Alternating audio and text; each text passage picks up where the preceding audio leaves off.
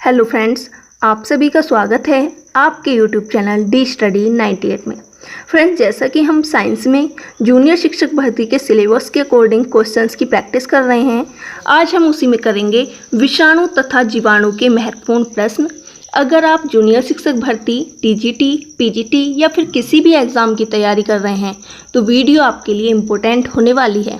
अगर आप इसकी पीडीएफ प्राप्त करना चाहते हैं तो हमारे टेलीग्राम ग्रुप को ज्वाइन कर सकते हैं। तो चलिए फ्रेंड्स, कर लेते हैं वीडियो स्टार्ट। सबसे पहले हम करेंगे विषाणु के महत्वपूर्ण प्रश्न। विषाणु के महत्वपूर्ण प्रश्न, तो हमारा फर्स्ट क्वेश्चन है, सजीव व निर्जीव के बीच संयोजक कड़ी। सजीव व निर्जीव के बीच संयोजक कड़ी क्या होती है? तो वो हो जाता है विषाणु। क्या? विषाणु। नेक्स्ट है टीएमवी का पूरा नाम। तो टीएमवी का जो पूरा नाम है वो है तंबाकू मोज़ेक वायरस। क्या? तंबाकू मोज़ेक वायरस। नेक्स्ट है पादप के विषाणु में सिर्फ पाया जाता है। तो पादप के विषाणु में जो पाया जाता है वो होता है आरएनए। नेक्स्ट है जंतु विषाणु में पाया जाता है। तो जो हमारा जंतु विषाणु में पाया जाता है वो या तो डीएनए हो सकता है या फिर आरएनए। जो पादप के विषाणु में होता है वो केवल आरएनए होता है, लेकिन जंतु विषाणु में डीएनए या आरएनए कुछ भी हो सकता है। नेक्स्ट है विषाणु निष्क्रिय सूक्ष्म कणों के रूप में होते हैं जिन्हें कहते हैं, तो हमारे उन सूक्ष्म कणों को क्या कहा जाता है? विरियोन। क्या? विरियोन। नेक्स्ट है विषाणु के चारों ओर प्रोटीन का मोटा रक्षात्मक खोल होता है जिसे कहते हैं, तो जो विषाणु के चारों ओर प्रोटीन का मोटा रक्षात्मक खोल होता है उसे कैप्सिड कहा जाता है। क्या कहा जाता है? कैप्सिड। नेक्स्ट है पादप विषाणु। तो पादप विषाणु क्या है? टीएमवी। टीएमवी की फुल फॉर्म क्या है? तंबाकू मोज़ेक वायरस। नेक्स्ट है जंतु विषाणु। तो जो हमारा इन्फ्लुएंजा वायरस है वो क्या है? जंतु विषाणु होता है। नेक्स्ट हम देख लेंगे विषाणु के सजीव लक्षण। तो जो हमारा न्यूक्लिक अम्ल का द्विगुणन होता है, न्यूक्लिक अम्ल का द्विगुणन होता है, वो विषाणु का एक सजीव लक्षण है। दूसरा लक्षण है हमारा, ये किसी जीवित कोशिका में पहुंचते ही सक्रिय हो जाते हैं और एंजाइमों का संश्लेषण करने लगते हैं। ये किसी जीवित कोशिका में पहुंचते ही सक्रिय हो जाते हैं और एंजाइमों का संश्लेषण करने लगते हैं। नेक्स्ट है विषाणु के निर्जीव लक्षण। तो ये कोसा रूप में नहीं होते। ये कोसा रूप में नहीं होते। ये क्या है? विषाणु का निर्जीव लक्षण है। नेक्स्ट है इन्हें क्रिस्टलों के रूप में निर्जीव पदार्थ की भांति बोतलों में भरकर काफ़ी दिन तक रखा जा सकता है। इन्हें क्रिस्टलों के रूप में निर्जीव पदार्थ की भांति बोतलों में भरकर काफ़ी दिन तक रखा जा सकता है। ये क्या हो गए? हमारे विषाणु के निर्जीव लक्षण। अब देख लेंगे हम जीवाणु के बारे में। फर्स्ट क्वेश्चन है जीवाणु का, जीवाणु की खोज की थी। तो जीवाणु की खोज जो की थी वो की थी एंटोनी ल्यूवेनहोक ने। किसने? एंटोनी ल्यूवेनहोक। नेक्स्ट जीवाणु विज्ञान का पिता। तो वो किसे कहा जाता है? एंटोनी ल्यूवेनहोक को। नेक्स्ट है जीवाणु की कोशिका भित्ति बनी होती है। तो जीवाणु की जो कोशिका भित्ति बनी होती है वो होती है काइटिन की। किसकी? काइटिन की। नेक्स्ट है साइनोबैक्टीरिया को रखा गया है। साइनोबैक्टीरिया जो हमारे नील हरे शैवाल होते हैं उन्हें रखा जाता है जीवाणुओं के साथ मोनेरा समूह में। जीवाणुओं के साथ मोनेरा समूह में। नेक्स्ट है जीवाणुओं में गति करने में सहायक होते हैं। तो जो कसाभिका पाए जाते हैं वो जीवाणुओं में गति करने में सहायक होते हैं।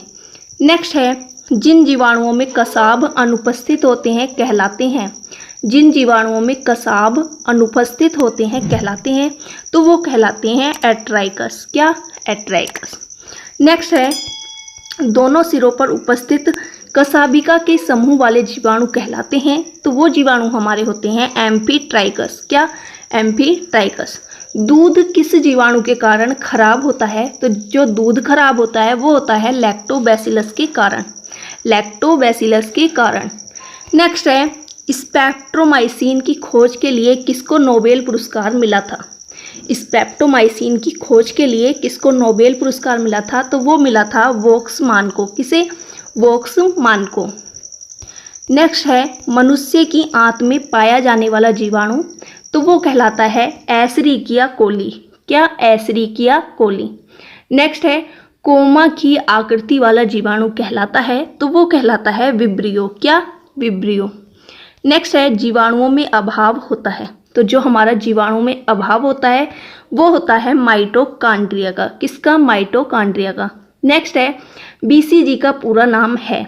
बीसीजी का पूरा नाम है तो ये होता है bacillus Calmette Guerin. Bacillus Calmette Guerin. Next है संयुग्मन की खोज की थी।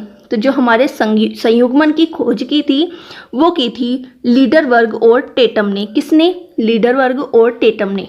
नेक्स्ट है रूपांतरण की खोज की थी तो ये की थी ग्रिफिथ ने। किसने? ग्रिफिथ ने। नेक्स्ट है हम देख लेंगे परीक्षा दृष्टि से महत्वपूर्ण तथ्य है। फर्स्ट है स्वतंत्र रूप से पाए जाने वाले जीवाणु जो नाइट्रोजन का स्थिरीकरण कहते हैं कौन कौन से हैं? तो वो हैं एजोटोबैक्टर और क्लास्ट्रीडियम। एजोटोबैक्टर और क्लास्ट्रीडियम। नेक्स्ट है स्वतंत्र रूप से भूमि में रहने वाला अवायवीय जीवाणु जिसमें नाइट्रोजन स्थिरीकरण की क्षमता होती है। जो हमारा स्वतंत्र रूप में भूमि में रहता है जिसमें नाइट्रोजन स्थिरीकरण की क्षमता होती है वो क्या होता है? क्लास्ट्रीडियम। क्या? क्लास्ट्रीडियम। नेक्स्ट है लेग्यूमिनोसेरम पौधे की जड़ों की गांठों में पाए जाने वाले जीवाणु जो नाइट्रोजन का स्थिरीकरण करते हैं वो कौन से जीवाणु होते हैं? तो वो होते हैं राइजोमियम। नेक्स्ट है सोयाबीन में नाइट्रोजन स्थिरीकरण के लिए किस बैक्टीरिया का प्रयोग होता है? तो वो होता है rhizobium japonicum. Rhizobium japonicum. Next है मनुष्य के सहजीवी जीवाणु। मनुष्य के सहजीवी जीवाणु तो ये होते हैं Escherichia coli. Escherichia coli. Next देख लेते हैं हम बैक्टीरियोफेज के बारे में जिसे जीवाणुभोजी कहते हैं। तो वो क्या होते हैं बैक्टीरियोफेज? हमारे जो विषाणु केवल जीवाणुओं पर आश्रित होते हैं। जो विषाणु केवल जीवाणुओं पर आश्रित होते हैं उन्हें कहा जाता है जीवाणुभोजी। इनमें न्यूक्लिक अम्ल के रूप में क्या पाया जाता है? डीएनए। इनमें न्यूक्लिक अम्ल के रूप में डीएनए पाया जाता है। जीवाणुभोजी जो होते हैं जीवाणुभोजी के कारण ही जो होता है गंगा नदी का जल हमेशा शुद्ध रहता है। बैक्टीरियोफेज या जीवाणुभोजी के कारण ही गंगा नदी का जल हमेशा शुद्ध रहता है। आई होप फ्रेंड्स आपको ये वीडियो अच्छी लगी होगी। अगर आपको ये वीडियो अच्छी लगी हो तो ज़्यादा से ज़्यादा लाइक करें, शेयर करें, कमेंट करें और अगर चैनल पर पहली बार आए हैं तो चैनल को सब्सक्राइब करके बेल आइकन को प्रेस करना ना भूलें।